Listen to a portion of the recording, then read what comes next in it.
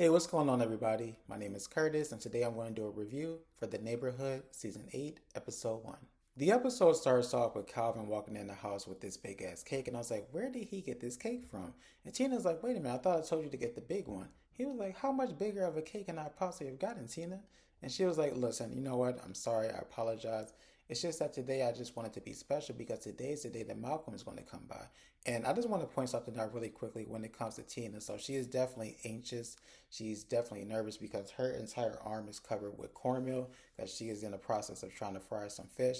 And I'm just like, why is your entire arm covered in cornmeal? Like, calm down.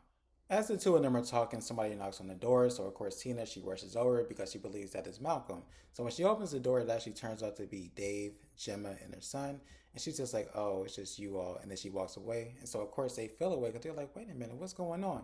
Calvin's like, listen, she thought that it was Malcolm at the door. Please do not feel any type of way. Like, don't worry about it. Gemma tells her that she can only imagine what it's like to not have her son inside of the house, and then insinuates the fact that her son, his name is Grover, will be in the house for the rest of his life. And he's like, correction, I will only be in the house until I'm 40. And then both me and Dave looked at him like, what?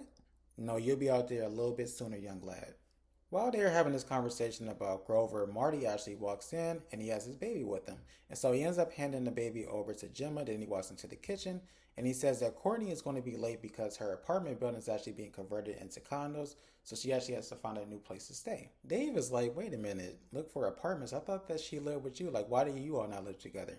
And he was like, well, we sort of do, but we don't. So, I mean, she stays with me from time to time, but she doesn't actually live with me. And the reason why she doesn't live with me is because she feels like that will make the situation permanent. Like it's going to make the relationship real. It's not going to just be like a that's my child's father, that's my child's mother. It's going to actually turn into a full relationship. We're going to be a family.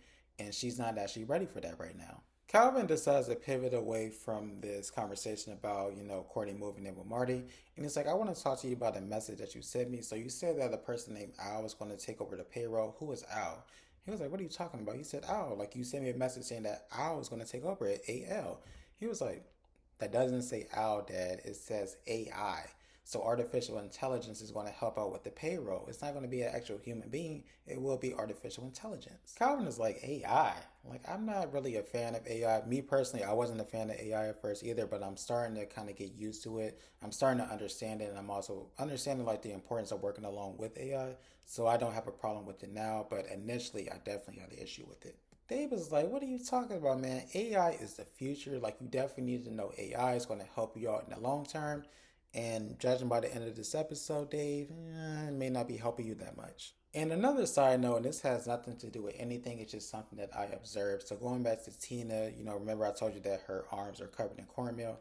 Y'all, why is Tina over seasoning this fish? Like, listen, I get it. You are nervous. It's a lot going on. You can't wait for your son to come home. But why are we over seasoning the fish? Like, come on out. We have to eventually eat this food. Like, let's not over season the fish. Oh, heavy handed ass. But, anyways, back to what we were discussing. So when it comes to Grover, he's sitting on the couch and his phone is dying. So he looks over at Calvin like, hey, what kind of charger do you have? He was like, charger? Boy, I don't even know what kind of phone I have, let alone a charger. And this is when we find out that Gemma, she is kind of nervous about the amount of time that he spends on the phone. And we also find out that Gemma actually tracks his location, which I personally do not feel like is an issue. I mean, that's her child. She wants to make sure that he's safe. So I don't see an issue with her tracking his location. Malcolm ends up calling, and of course, Tina, she is super sad, like, hey, are you on your way? And he's like, actually, you know what, something came up. I'm actually ghostwriting this novel for somebody, and they actually just sent me a couple of notes. So, unfortunately, I need to go over that right now. And so, I will not be able to come. And of course, Tina, she's disappointed. She doesn't really say anything, but she is disappointed. And so, once Calvin actually hangs up, she takes a tray. So, there was like a little platter that she had. She takes that and she throws it into the sink, and she also puts the cornmeal on her face like this. And so Jim and Dave, they were like, do we need to leave? And Calvin's like, if you want to live, yes. It's the next day and we see Tina. She's visibly, upset. She's putting food into the garbage disposal.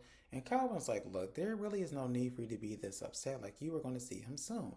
And she's like, listen, it's not just about Malcolm. It's also about the fact that Marty is basically starting a whole new family. Like, I'm not in a situation anymore as a mother to be able to mother my children. And I'm just like, I mean, I get where you're coming from, but at the same time, these are two grown ass men. So, I mean, I get that they were living with you before, but I feel like it comes a point in time where it's just like, come on now, they're grown. Like, let them go. Tina tells him that he is lucky that he is able to see him multiple times out of the week. Calvin's like, lucky, I only see him because I have to, not because I want to. And in fact, the only reason why I'm seeing him right now is because he kind of conned me into helping him do some housework. But other than that, I wouldn't even be over there. Tina's like, well, I mean, at least that's something. I do not have anything. And Calvin's like, don't say that. And then she was like, you know what? I need to figure out my next move. You know what? I was stuck in this mothering mode where I need to mother my children, but they're out of the house. I need to figure out something else to do. And Calvin's like, well, I did hear that there's a pole dancing class up there. Maybe you can learn that. She was just like, boy, bye. There are two quick scenes after this, so I'm just going to group them together. So in the first scene, Marty, he tries to convince Courtney to move in with him, but she says that she cannot move in with somebody who is allergic to cats, even though she does not have any cats. And then in the second scene, we see that Dave, he ends up meeting with his boss, and they pretty much talk about the AI initiatives. So apparently he is doing a good job, but there are some things that he needs to work on. In the next scene, Malcolm is attempting to talk to Prestine's assistant. So remember, he is ghostwriting this novel. She sent over some notes. And so within the notes, apparently they want these two characters to make love on the beach. But the problem is that the story apparently takes place in Chicago and it's during the winter. So he's just trying to figure out like how is that going to work. And then while he is attempting to talk to Prestine's assistant, we see that Calvin is in the house making all of this damn noise, and so he can't really hear her. So he does rush inside, like, "What are you doing?" And it's like, "Oh, I just assembled the first bookshelf." He's like, "How many bookshelves are there?" He was like, "Oh, there's six of them." Malcolm is like, look, while I do appreciate the fact that you are assembling these bookshelves, I think it is important to note that I did not actually ask you to do any of this. So if we go back to the scene where Calvin was talking to Tina, remember he said that the only reason why he was around Malcolm is because he conned him into doing some housework. But now we find out that he did not actually ask him, he actually volunteered. So Calvin was like, I mean, but what kind of father would I be if I needed to be told to help out my son? Like, come on now. Calvin then tells Malcolm that he feels like they need to work together to raise the ceilings. And I was like, okay, at this point, you were doing too much, Calvin. Look, I get that you miss your son, you miss him being in the house, but come on now. Raising the ceilings, that's doing a little too much. And Malcolm's like, you know what, while I would love to do that, I am actually on a Zoom call with Pristine's assistant. Remember, I am trying to write this book, so I just need some peace and quiet. And then Calvin, he actually goes up to the computer because he said he's on a Zoom call. He's like, hey, everybody, I'm his father, like he's a child or something. And he's like, you know what? I will be quiet. Don't worry about it. And then next thing you know, he grabs a drill. And so then Malcolm actually rushes out because he knows that his father's about to be super loud. There's a quick scene after this where we see that Gemma, she is still tracking her son's location. He ends up going to a place called Slow Grinds, which of course when you hear Slow Grinds, you think of something else. But it turns out just to be a coffee shop. And I am going to skip ahead real quick. So at this coffee shop, his phone actually ends up dying. So his location is turned off. His parents are very concerned, but it turns out that he actually went back to the house right afterwards. And then he says, hey, you know what? My phone died. So his father says he's going to get him a battery pack to stick on the back of his phone. Back with Malcolm, he is sitting outside and he's actually having a conversation with his brother Marty on the phone about the fact that Courtney does not want to move in. And then next thing you know, we see that Calvin, he ends up walking by and he actually has food and he wants to have lunch with his son. And he's like, listen, I cannot have lunch with you right now. I'm trying to get some business handled. And he's like, it's not going to take that long. Like you said that you did not want to go to lunch, so I brought the lunch to you. Like, what is the problem? Malcolm is like, look, I need to get my work done. The only way that I'm going to be able to get my work done is if I have peace and quiet. I'm not going to have that with you here. So I need to ask you to leave. And I was like, well, damn, you just going to tell your father like to leave? You're going to kick your father out?